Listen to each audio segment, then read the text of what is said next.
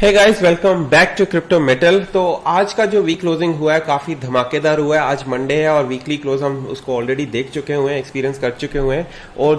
और ये कहना गलत नहीं होगा कि ये जो वीकली क्लोज आज हुआ है, इस बार का जो वीकली क्लोज हुआ है वो 2022 का सबसे अच्छा जो वीकली क्लोजिंग है ना, वो आज इस वीक को हुई है। तो वो नजारा आपके बिल्कुल सामने है।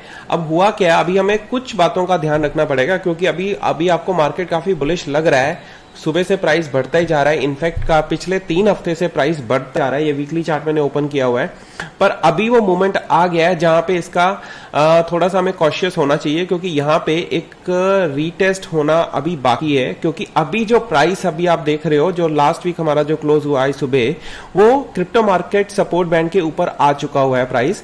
तो क्रिप्टो मार्केट सपोर्ट बैंड के ऊपर प्राइस का आना बहुत बड़ी बात मानी जाती है क्रिप्टो मार्केट के लिए, स्पेशली बीटी, इथेरियम और बाकी अर्ल्स के लिए।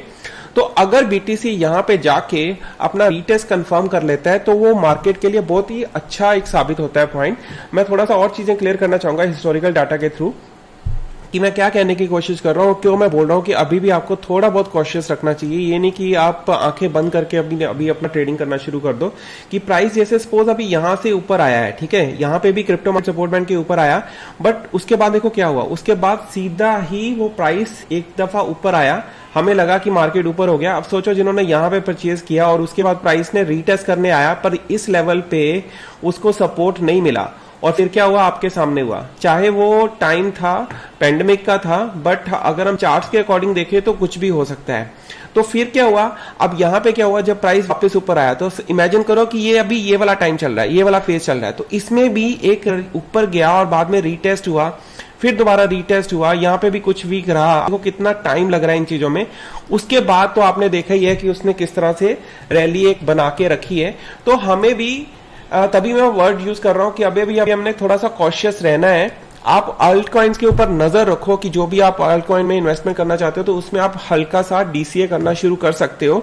कि ये ना हो कि आपके पास कुछ भी ना हो, एक डीसीए करो, एक सर्टन। और बीटीसी के ऊपर नजर रखो कि बीटीसी अगर नीचे की तरफ जाता है, अगर ये सपोर्ट उसकी ब्रेक हो जाती है, सपोर्ट वो नहीं बना पाता, तो फिर तो ये सर लोअर लो की तरफ जाना शुरू कर देगा।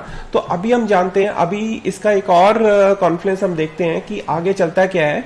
कि अगर हम इचिमोकू क्लाउड को भी चेक करते हैं और इसको बंद कर देते हैं, तो इचिमोकू क्लाउड क्या कह रहा है कि यहाँ पे उसने जो प्रीवियस वीक था उसके ऊपर क्लोज हुआ है, अच्छा खासा पूरा वीक ऊपर सस्टेन किया है। तो ये एक इशारा कर रहा है कि ट्रेंड रिवर्सल हो सकता है, प्रोवाइडेड कि ये प्राइस यहां से ऊपर ही ऊपर रहे, ये क्लाउड के बीच में एंटर करने की कोशिश ना करे।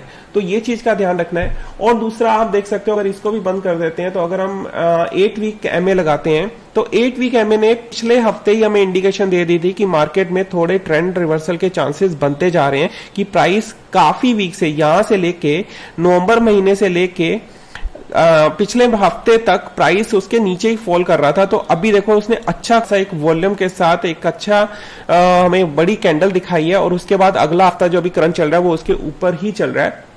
अभी तो वीक शुरू हुआ है तो इसलिए too early to say anything about this week. तो अभी हम देखेंगे कि अगर आने वाला वीक कैसे प्रोसीड होता है। और अगर हम इसको बंद करके 50 वीक को अगर हम लगा लेते हैं, 50 एमए को लगा लेते हैं, तो यहां पे क्या हो रहा है कि ये वाला हफ्ता ऊपर पूरा तो नहीं गया कैंडल, पर उसने क्लोजिंग ऊपर की, जो कि वो भी एक बहुत बड़ी बात है। 50 एमए के ऊपर क्लोजिंग होना, और अभी वीक जो प्रोसीड कर रहा है उसके ऊपर चल रहा है। पर अगर हम इसको आरएसआई की नजर में देखते हैं तो वहां से भी आपको पता चलेगा कि मैं क्या कहने की कोशिश कर रहा हूं। यहां पे मेरे को पहले कैंडल्स देखनी है। यहां पे मैंने हाइकेनेशी कैंडल्स लगाई हुई हैं।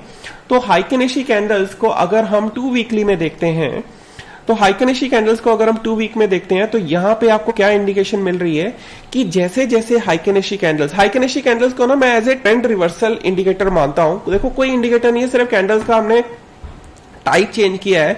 यहां पे जाके आप उसको हाइकेनेशी कैंडल्स कर सकते हो। तो अभी क्या हो रहा है, हाइकेनेशी कैंडल्स है, यहां पे बिल्कुल वैसे वाला सीन नजर आ रहा है कि एक बार प्राइस नीचे आया, ठीक है, यहां पे भी प्राइस नीचे आया और अब ये कैंडल्स अभी बननी शुरू हुई है। तो अभी हमने देखना है कि 1-2 वीक का उसको कंफर्मेशन मिल जाए। जैसे यहां पे आके रुका हुआ है, यहां पे पिछला वीक गया था, यहां पे आके रुका हुआ है, कि अगला जो फॉलो अप वीक है अगर वो उसको कवर अप कर जाता है तो ये बीटीसी हमें एक अच्छी खासी रैली देखने को मिल सकती है वीक इसमें। अभी मैं नॉर्मल कैंडल्स ओपन करके दिखाता हूं, तो नॉर्मल कैंडल्स में कुछ सिनारियो इस तरह से दिखता है। तो अभी नॉर्मल कैंडल्स में एक चीज और देखने के लायक है, वो है आरएसआई। तो आरएसआई को अगर आप देखते हो तो आरएसआई अगर 50 के ऊपर है तो आप बीटीसी को एक्सपेक्ट कर सकते हो कि ये अपना अच्छा खासा रैली दिखा सकता है।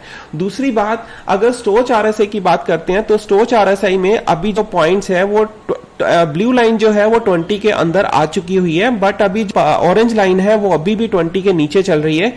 तो जैसे ही ऑरेंज लाइन भी 20 प्लस हो जाती है तो ये सिग्नल और ज्यादा मार्केट के लिए स्ट्रांग बन जाता है। जो बीटीसी है वो कुछ भी कर सकता है, एक बड़ी अच्छी खासी रैली वो हमें दिखा सकता है। तो इसके बाद हम डिस्कस करते हैं कि आगे और पॉइंटर्स क्या हो सकते हैं, कि अगर हम इसको भी फॉलो करें ना, क्रिप्टो मार्केट सपोर्ट बैंड को भी फॉलो करें, तो यहाँ पे आपको अंदाजा लगना शुरू हो जाएगा कि जैसे जैसे प्राइस इसके ऊपर रहता है तो वो हमें किस तरह से दिखाता है। मैं अभी आपको कैलकुलेट करके दिखाता हूं, आप सामने देख सकते हो कि जब तक बीटीसी अपने क्रिप्टो मार्केट सपोर्ट बैंड के ऊपर रहता है तो बीटीसी में तो पंप आता ही आता है, पर बाकी अल्ट कॉइन्स में भी काफी अच्छा खासा हमें पंप देखने को मिलता है।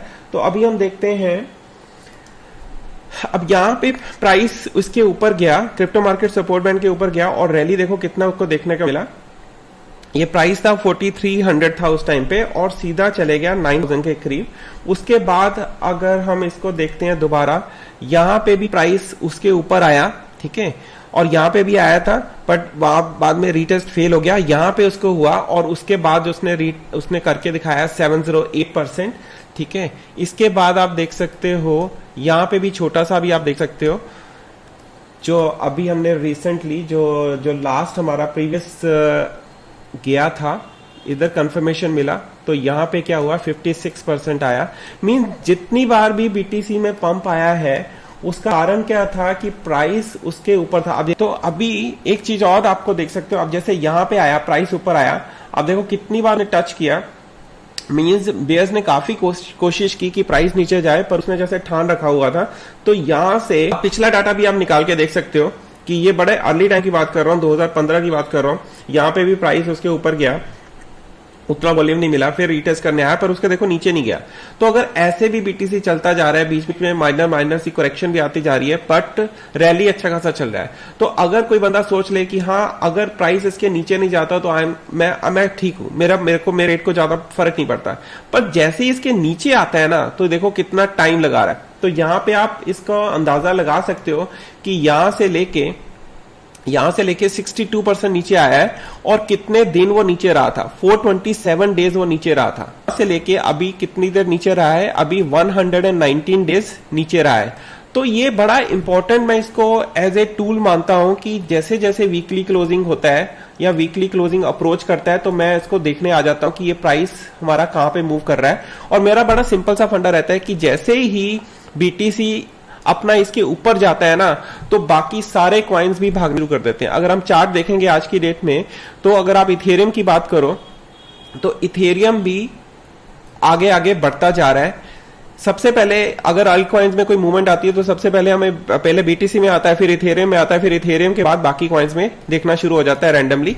तो जैसे जैसे कोई कॉइन अगर आप उसको परचेजिंग करने की सोच रहे हो, डीसी करने की सोच रहे हो, कि अगर बीटीसी का price crypto market support band के ऊपर आ जाता है तो आप बड़े आराम से उसमें अपना एंट्री डाल सकते हो। और आपको बस ध्यान यही रखना है कि ज्यादा ब्लाइंडली एंट्रीज नहीं लेनी। और मैं डिस्क्लेमर के तौर पे कहना चाहूंगा कि जो भी मैं अभी डिस्कस कर रहा हूं ये बस मेरी एक ऑब्जर्वेशन है, कोई भी फाइनेंशियल एडवाइस किसी भी तरह से नहीं है। अगर आपको फाइनेंशियल एडवाइस चाहिए तो आपको वाकई ही फाइनेंशियल एडवाइजर से ही बात करनी चाहिए। तो यहाँ पे मैं आपको रिक्वेस्ट करूंगा कि आप अपना एक थॉरो रिसर्च जरूर करो, जो भी अगर आप परचेजिंग या इन्वेस्टमेंट करने की सोच रहे हो।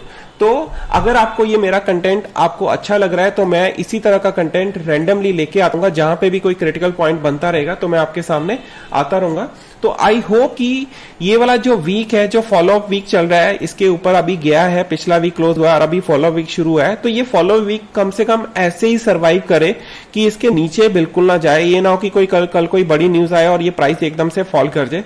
तो हमें उस बात का कॉशियस रखना बड़ा जरूरी है और यही इस वीडियो का मेन पर्पस था कि अभी वो टाइम नहीं आया कि हम इसमें सुपर बुलिश हो जाएं, क्योंकि यहाँ पे प्राइस कुछ भी करवट कर सकता है, इस तरह से करवट हो सकती है।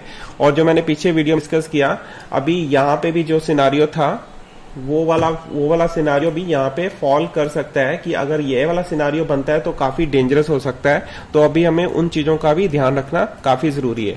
और बाकी जो मैं बिल्कुल रैंडम अपडेट्स डालता रहता हूँ, वो आपको अपडेट्स मेरे दिखेंगे ट्विटर हैंडल पे। तो ट्विटर हैंडल का जो लिंक है वो आपको मैंने डिस्क्रिप्शन में डाला हुआ है। और इस वीडियो को मैं यहीं क्लोज करता हूँ और मिलते हैं कल एक नई वीडियो में।